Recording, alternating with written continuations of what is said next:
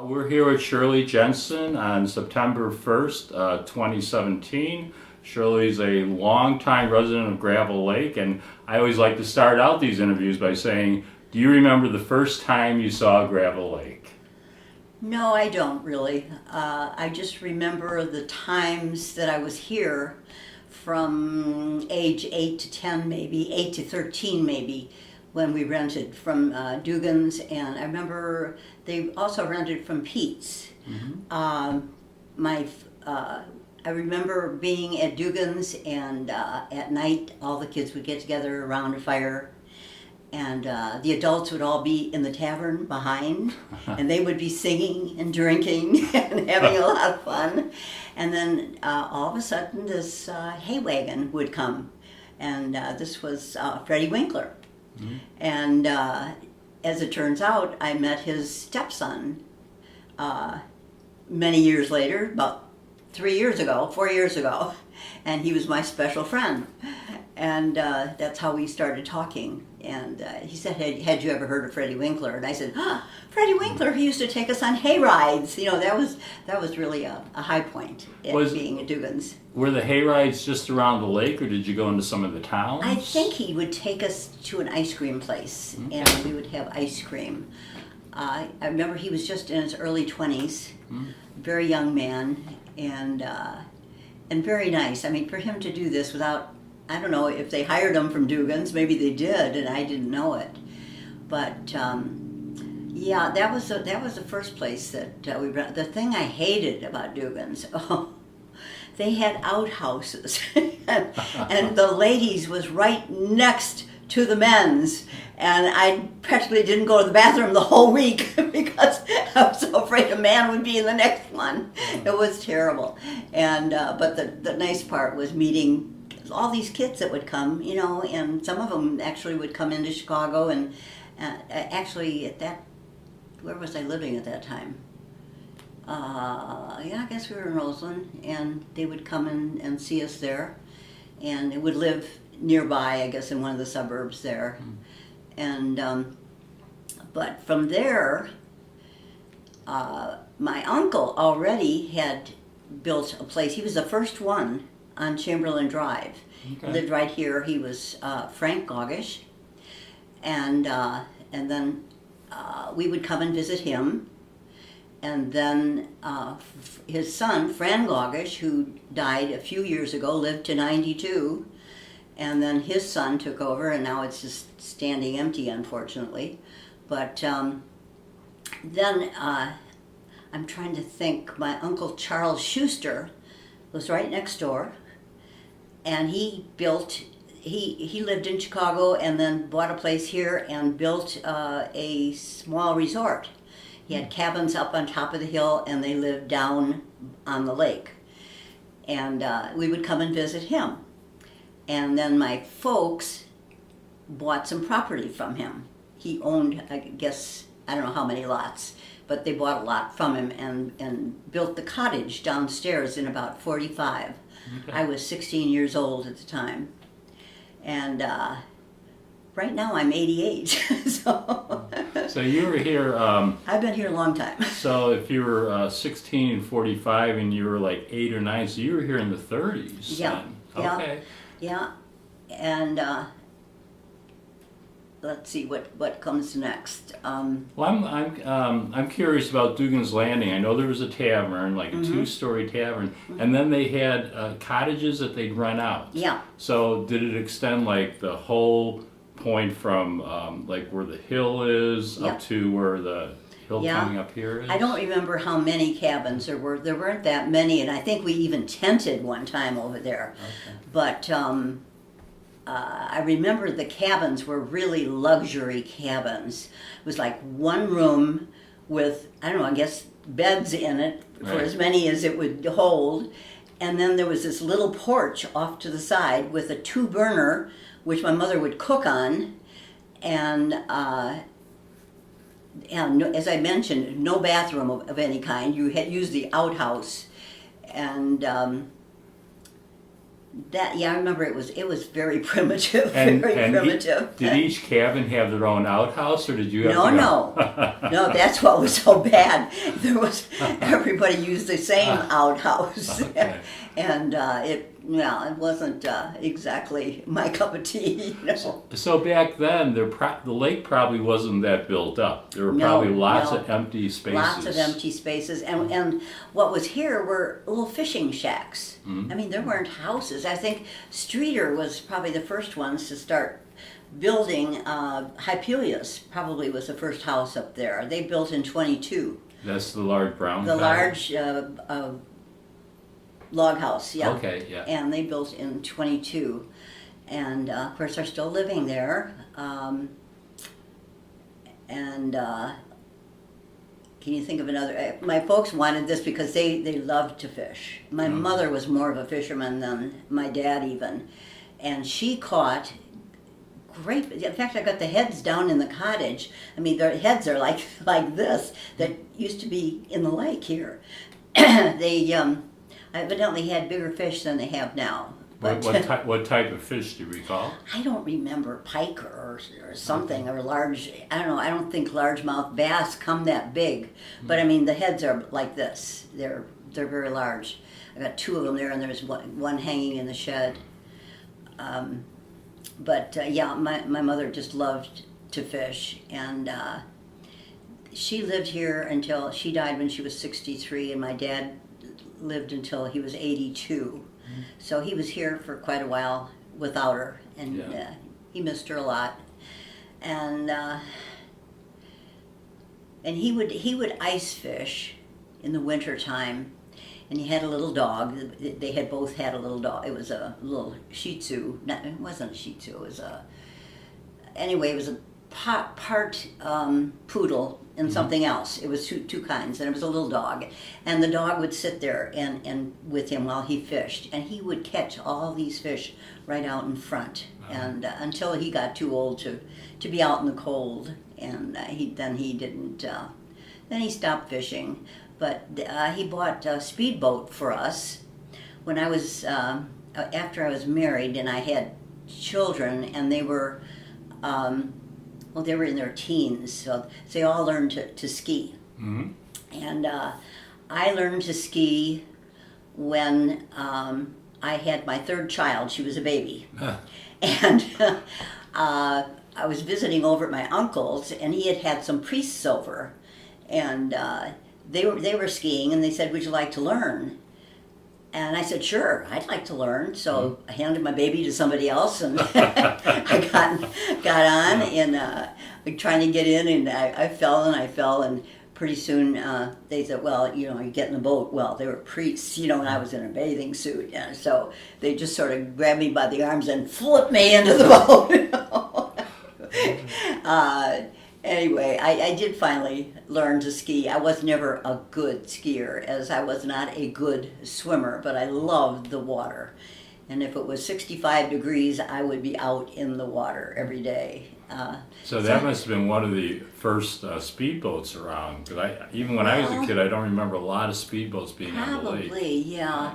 He finally traded it in when my mom got sick, then so she could still fish, from that, and because they had a rowboat that they had a motor on, and that's what they would fish in. But that was no longer a good thing for my mom. It was she was unsteady, and so he got a pontoon then, and I don't know, maybe that pontoon is still on the lake. I called it it was orange, and we used it until the motor cracked, and then we decided to buy a new one. And I remember the 4th of July, it's 20 years old this year, and still in pretty good shape.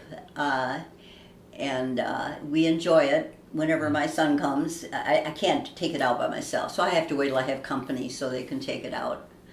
But we always brought friends up here. That's how I didn't get really acquainted with the people around the lake. I used to walk around the lake just about every day, but I didn't become very acquainted with people because we always brought our friends with us. I don't know how my mother put up with it, honestly. And Labor Day, this is an anniversary, really.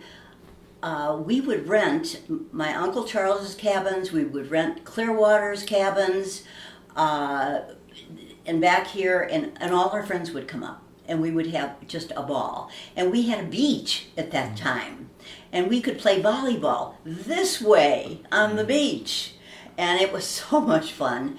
And the kids, who are all probably in their 60s now, still remember Gravel Lake. They still talk about it.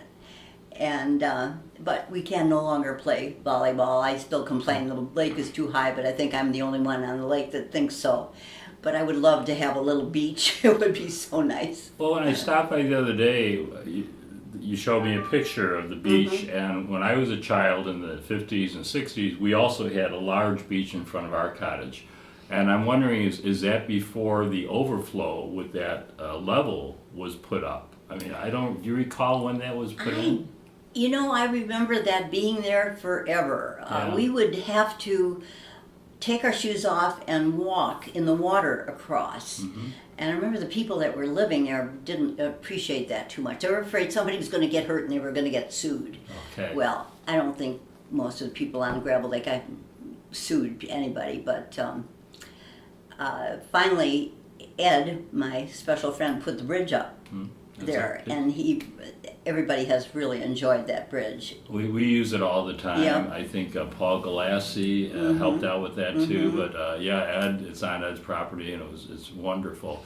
So you were talking about walking around the lake, and before Sandy Beach was developed with the channel and everything, when you walked around the lake, was that just swampland, or what was over there? Do you No, recall? that was already there, as far as I can recall. It maybe wasn't there when my folks first built, but suddenly it was there one day, and then we had to walk in the back and around it in order to get to the other side of it, and a lot of people were unhappy about it, and but those that live there, I'm sure, are happy about it.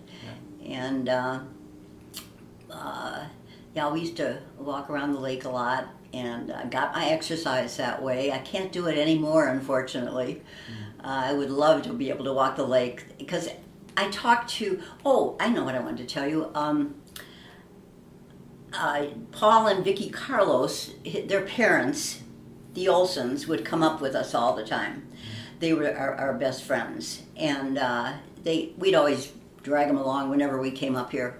And when their daughter grew up, she was looking for a summer place.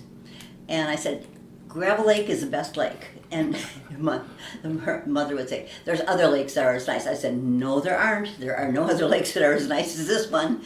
And Vicki kept coming back to Eleanor Thurston's. That was for sale at the time. And finally they did buy it. And we're so happy to have them there. And Lloyd is still living. He's 92, and they usually bring him up whenever they can. He's on a walker, but he's doing pretty good. And I'm so glad to have Vicki, because we took her up here before she was born. Wow. I think a lot of families that buy here come up with friends. Like our friend next door is also someone I brought up during high school. So it is the best lake. I agree. Yeah. But when you used to walk around the lake, were there stores around the lake? Yes, there was a store up on Streeter. I remember my aunt taking my kids when they were real little over there for ice cream. There's one on Shaw Road that still hasn't been built up. It was like a basement, and we would buy things out of there. And of course there was Willow Beach across the lake, which we miss so much. we would always, my kids and my grandkids, they miss it, because that was always a stop with the pontoon to get ice cream and candy, so they really miss it. We called it the candy store. Yeah, the candy store. And how about the nearby towns like Lawton and Decatur and Marcellus? What were they like when you first started coming up here? Well, they sure didn't have all the fanciness that Big T has. I remember, Big T being like a room with a pool table on the other side, and that was it. It was more of a tavern, and you got hamburgers there, great hamburgers. And then they bought the place next door, and then they bought the place next door to that, and then they got all these colorful things on the outside, and it's really a great place now. And I think Decoy Duck was called Moe's, and that was kind of, I don't know if it was the greatest place to go at that time. It sort of had a reputation. And we didn't go to Pawpaw that much. It was just, we just went a lot. And Marcellus, we would go to Terrell's. They had great meat. I guess they still do. And I don't know if it's still in the family or what, but they've never been able to keep another grocery store in that town, I know. They closed one after another.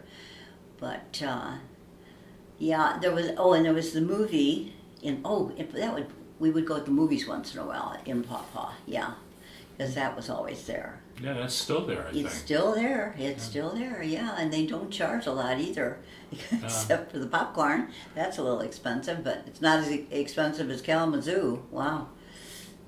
I was wondering, any recollections about some of the weather up here, either heat spells or bad storms, or... Oh, I can remember a storm. We weren't living up here yet. My husband and I moved up here 23 years ago in November. It'll be 23 years. But my mom and dad lived here, and my dad was living here alone. But he was without heat for about 5 days. And Bob Howard would bring him wood for the fireplace to keep him warm. And so, I mean, we've always had great neighbors. One thing I want to tell you, I remember Chuck Van Bellingham. We had a really dry summer, and the lake would kept going down, and we had this huge beach, and he said, "I'm not putting any more money in this place." He says, "I think the lake is drying up." And I said, "Oh, Chuck, it's cyclical. We had this happen once before, and we had a big beach. Hasn't happened since." Yeah. Then he kind of relaxed, and it came back big time. Yeah. Yeah. Have you ever swam across the lake? Not me. I've never been that kind of a swimmer. Okay. But one of my tenants, she was 10 years old, and she used to swim between the things, back and forth. And I said, "I bet you could swim the lake." Yeah. And the next day she did. Oh. Her father with the rowboat alongside of her. And that was the dolls. He's the artist I was telling you about earlier. And she is now a sculptress and a what do you call them that speak with the hands for the deaf? A sign? A sign. Yeah, she signs. Okay. Yeah, and her older sister, is a doctor.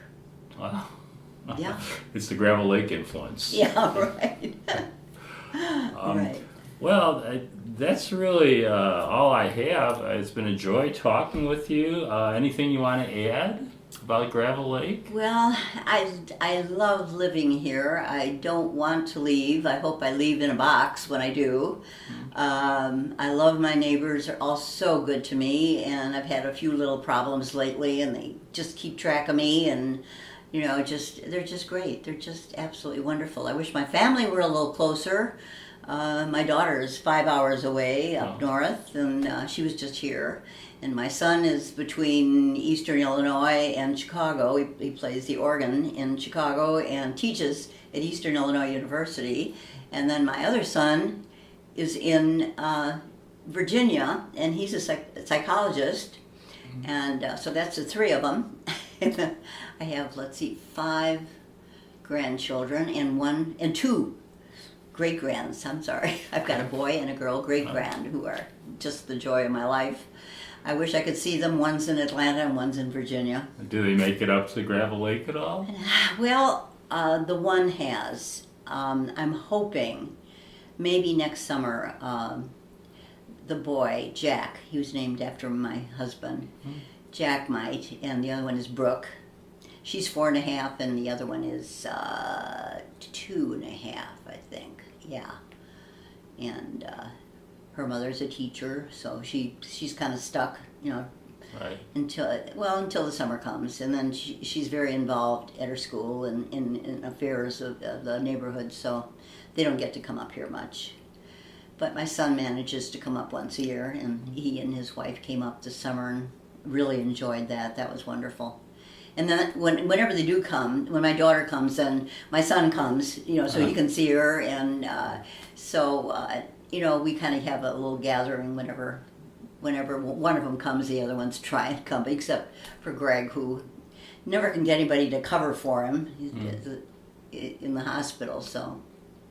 And I think that's about it. Well, one more thing. I want to give a plug to your cottage rental business. Oh, thank you. Yeah. So you rent the cottage? Yeah, I do. During the summer, or is it all year? No, it's just during the summer. Okay. I wish it were all year, because I've had a lot of people ask me about that. But during the summer, from the middle of June and through Labor Day. But now with the schools starting so early, it's usually those last 2 weeks that are not rented, because everybody goes back to school at that time. And so I have most of the summer rented, but there's always a couple of weeks open, so you always can get in touch with me. It's a cute little cottage, and it's right on the beach. Yep. And you can check out the gravellake.org website for information. Yeah, right. Okay, well, thank you very much, Shirley. You're quite welcome, Jim. Thank you for asking me. It was a Okay. pleasure.